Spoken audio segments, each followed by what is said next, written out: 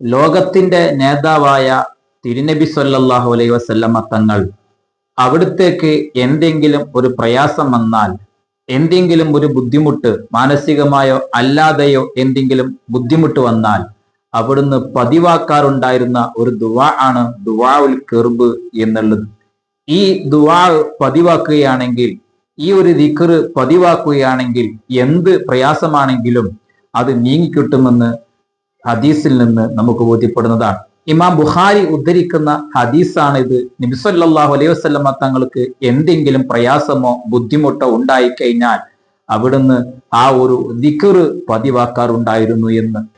Ibn Abbas റളിയല്ലാഹു അൻഹു പറയുകയാണ്, കാന നബി സല്ലല്ലാഹു അലൈഹി വസല്ലം യദഉ ഇൻദൽ കർബ്, പ്രയാസമുണ്ടാകുന്ന അവസരത്തിൽ നബി സല്ലല്ലാഹു അലൈഹി വസല്ലമ തങ്ങൾ പതിവാക്കാറുണ്ടായിരുന്നു. ഏതാണ് ആ ദുആ? ലാ ഇലാഹ, ഏതാണ് ദിക്ർ? ലാ ഇലാഹ ഇല്ലല്ലാഹുൽ അലീമുൽ ഹലീം, ലാ ഇലാഹ ഇല്ലല്ലാഹു റബ്ബുൽ അർശിൽ അലീം, ലാ ഇലാഹ ഇല്ലല്ലാഹു റബ്ബുസ് സമാവാതി വറബ്ബുൽ അർശിൽ കരീം. ഇതാണ് ദുആഉൽ കർബ്.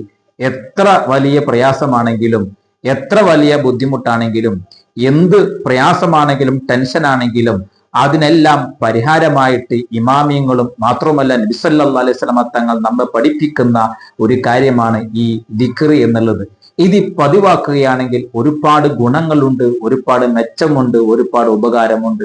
ഒരുപാട് പണ്ഡിതന്മാർ ഇത് പതിവാക്കിയിട്ട് അവരുടെ മുറാദുകളും ആവശ്യങ്ങളും നിറവേറ്റി എന്ന് ചരിത്ര ഗ്രന്ഥങ്ങളിൽ നിന്ന് ബോധ്യപ്പെടുന്നതാണ്. രോഗികൾക്കും പ്രത്യേകിച്ച് ഗർഭിണികളായ ആളുകളുടെ സുഖപ്രസവത്തിന് വേണ്ടിയിട്ടും ഈ ദിക്ർ പതിവാക്കണമെന്ന് ഇമാമിയങ്ങൾ ഒരുപാട് ഗ്രന്ഥങ്ങളിൽ പറഞ്ഞിട്ടുണ്ട്, ഉസ്താദുമാരും പറയാറുണ്ട്.